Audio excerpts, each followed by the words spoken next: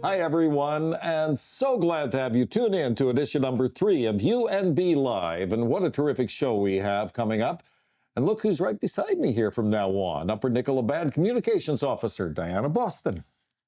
And Bob, I am so excited about today's special guest, Maynard McRae, our UNB language manager who has such an important role to ensure that our heritage and culture is preserved through language preservation. But before we get to Maynard, let's begin as always with the ever informative segment we like to call The Rundown.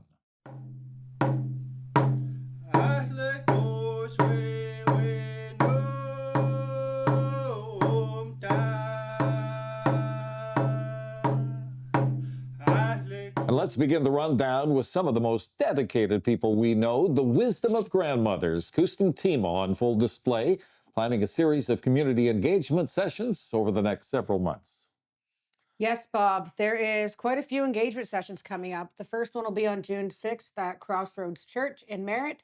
And then we have July 23rd in Kamloops, August 20th in Kelowna, and October 26th in Vancouver, with the Our Children, Our Way conference following it. Well, speaking of knowledge sharing, we've also got the Silk Unity Run coming up. Yes, that is a yearly event. We join in with the ONA, the Okanagan Nation Alliance, and the run starts on May 30th and it goes until June 2nd. And if you want to take part of that, you can give Buzz a call at 250-315-3457. Running for 3 days. I find running for 1 day difficult. I can't even run. Diana, a very important community meeting coming up on the 27th. Yes, that is a very, very important community meeting, Bob. We are building Colchana Community Center. It's going to be in Colchana. And during the excavation process, we found some human remains. So we have known that they are historical remains. They're not new, but we do have a community meeting coming up on May 27th at the site in Colchana. Diana, I bet you didn't know this, but I like to think I'm a pretty good golfer. Do you know what my handicap is? Probably every club, Bob. So she has seen the swing. Maybe best that I don't hack up the Maynard Golf and Country Club of on Family Golf Day coming up. Yes, we have a family golf day coming up, and it's going to be on June 14th. And again, you have to contact Buzz for that. Number again is 250-315-3457. June 14th, bring your friends, come have some golf fun. Time for one more, Diana, and this one sounds intriguing. Back to our roots, a special photo sharing event coming up in Merritt next month. Yes, Bob, we are partnering with NVIT and all the other nations in our community. We would like to have a photo sharing day. So bring your older pictures, your newer pictures, videos, set up a table. Everything's happening at the NVIT gymnasium. Thank you, Diana. We are so incredibly excited to have UNB language manager Maynard McRae here today for his knowledge, his critically important role in preserving culture and heritage, his vision for the future. The interview is next.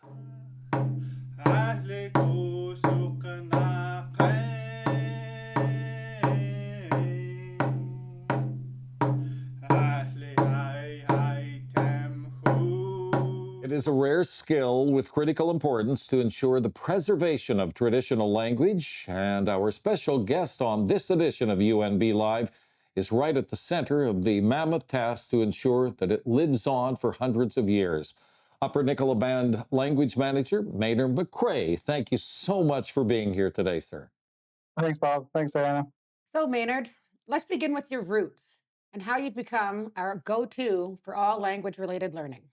Growing up in Spuckman, growing up as a rodeo family, and doing that and playing hockey and going hunting and fishing with my family. Other than that, I haven't really learned too much about the cultural side of things, other than outside of hunting and fishing. And even language-wise, I didn't know that my late grandfather was a speaker until he passed. Language and culture has always been an interest of mine, a curiosity maybe. You know, they always, you know, wanted to attend ceremony or attend something. There's always like a calling, I guess you could say, to attend something cultural, even though I wouldn't consider, you know, back then our family as a cultural family, other than, like I said, hunting and fishing and things like that. But fast forward, you know, I became an educator. I moved away from Stockman for employment, and found myself in West Bank at the band school here in West Bank. And I've been here for 15 years now, in many roles as classroom teacher, principal, and then where I am now as the lead language teacher. And it's here where I kind of was able to explore, kind of learn about language. We'd have elders, knowledge keepers come in, other individuals coming in to share with the kids, and it really kind of intrigued me to learn more, right? Um, so I think, you know, at the beginning of my teaching career, I kind of start looking, searching, seeing what's available, um, and you know, learning the basics. You know, how to say hello, how to say goodbye, and things like that. And like any new language learner, struggling through that, right? Struggling through, am I saying this right? If, you know, do I make the language sound funny? To a point where it's like, oh man, this is really hard. All right, this is, am I am I up to pursuing this? Because it was tough, right? It's, you know, not only finding opportunities to learn language and to learn culture. You know, the big misconception that people have of me is that I grew up with language and grew up with culture. But you know, that's far from it. Is like I learned culture through language, right? And I'm grateful for that part. Um, So, in many ways, you're a testament to the fact that it can be learned. yes, providing, you know, given the opportunities and, you know, the right parameters, um, to do it. I was very fortunate that in my employment here at the school, an opportunity came up to attend a immersion house 2 days a week for 4 years. All right, so it was a big commitment, not only on my part to commit for those 4 years, but also on the part of my employer at that time, to say, yeah, for 2 years we're going to support you to learn language. Um, and you know, there's a handful of us that completed Tremendous. 4 years, and you know, I I give homage to that opportunity, because without that opportunity, I don't know if I would have had time, you know, raising a young family at the time, um, and you know, trying to going through that work to stay committed to that, if it wasn't through my employees saying, yes, we need you to learn language, and we're going to support you through that. Um, Yeah. Like 4 years later, you know, I was at my level where I could communicate with the speakers, understand their speakers, um, and but not to say it wasn't hard work. It was, Right. you know, a lot of hours spent studying, a lot of hours spent listening to recordings, and speakers coming in, and you know, putting that work in to get to a level, right? Get to a level where it's like, yes, I can understand what you're saying, and hey, guess what? I know how to answer you when you ask me a question, right? So you know, once we completed that program, you know, as you know, within our little cohort, we were, you know, we were really proud that we could do that. The elders, the speakers were proud that we could understand and communicate with them. You know, tell a story. You know, one of the bigger highlights at the end of that program is I could tell a traditional story at Chaptik for 20 minutes, all in the language. Wow. Um, you know, Yeah. that itself was like, wow, I Well, could do this. Yeah. Well, Maynard, I was going to ask you in my next question whether progress has been made in recent years. It sounds to me like it really has been made, but is traditional language in general endangered right now? Yeah, of course. A lot of the BC languages are in that critical endangered realm, right?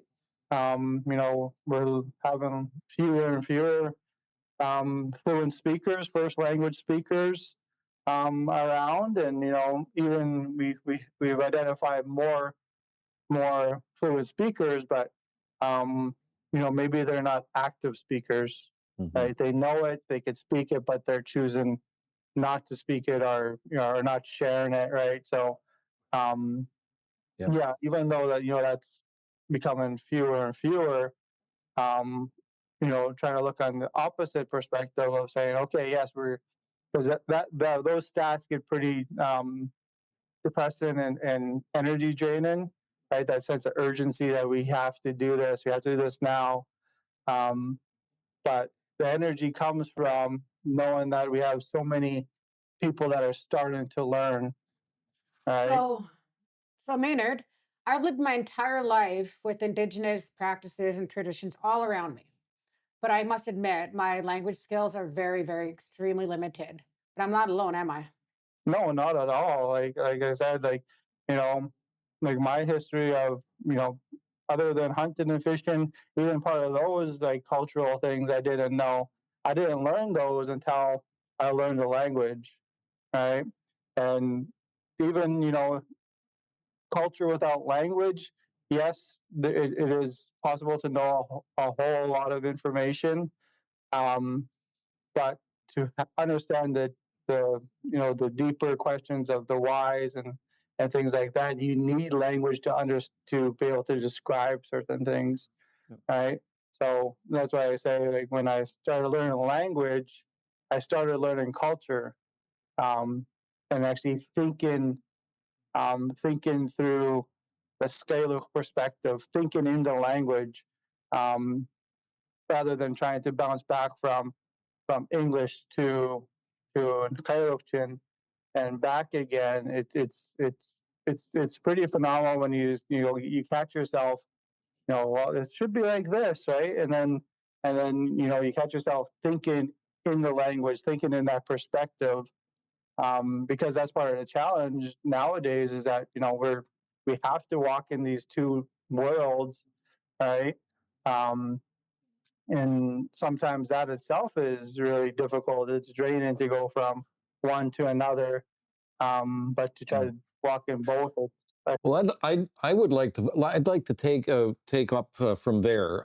Let's further this learning process that you're speaking about and the cultural mix that is so critically important for anybody watching right now who might want to learn the language better.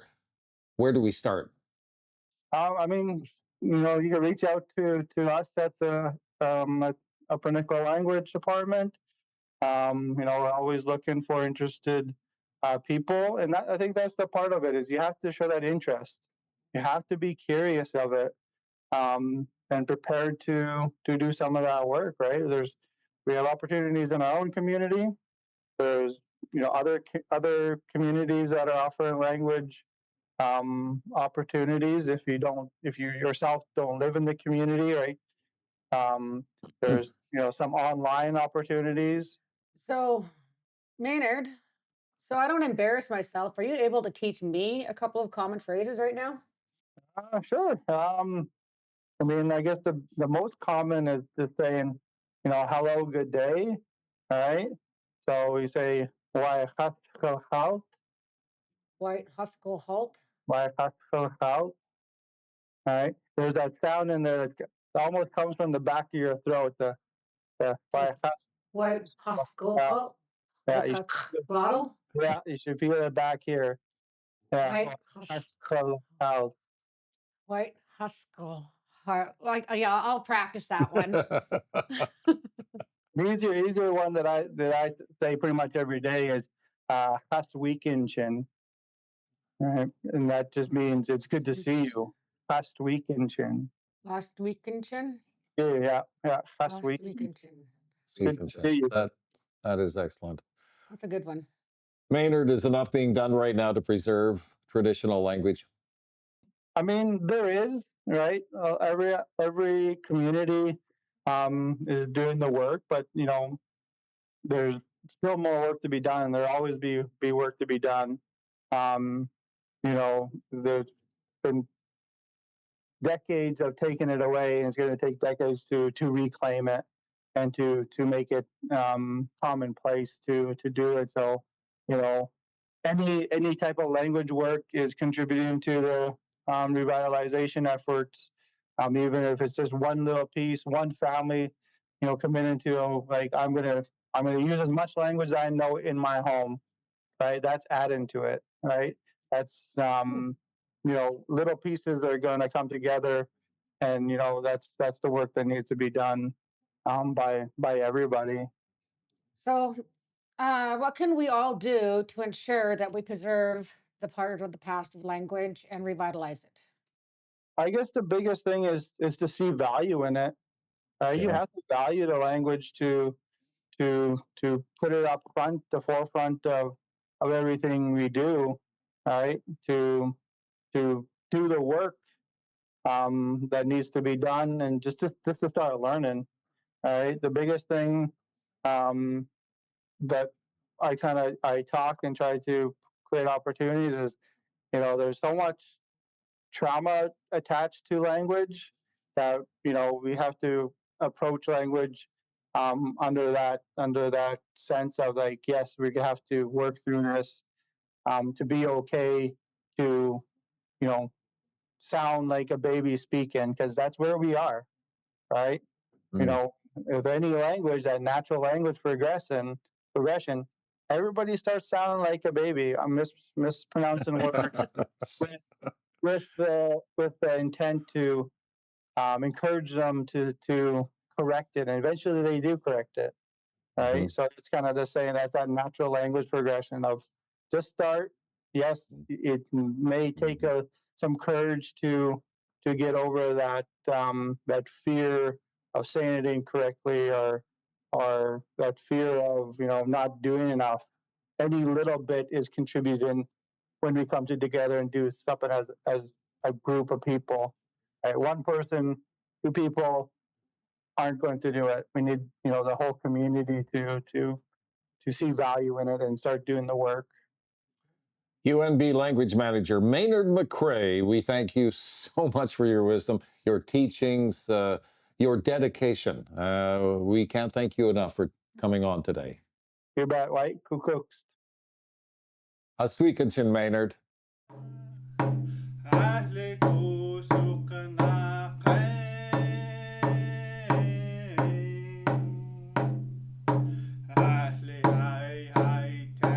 Well, that's pretty much going to do it for this edition of UNB Live. And again, we want to thank you for your feedback. Remember, we also want your guest suggestions. Diana, who do we have coming up on the next show? Bob, we mentioned them earlier in the show. The Kustem Tima, the grandmothers group. Carol Holmes will be here next. So until next time, thank you for listening. Thank you for watching UNB Live. Take care, everyone. Bye. Thanks for watching. White. Asli hai tem hula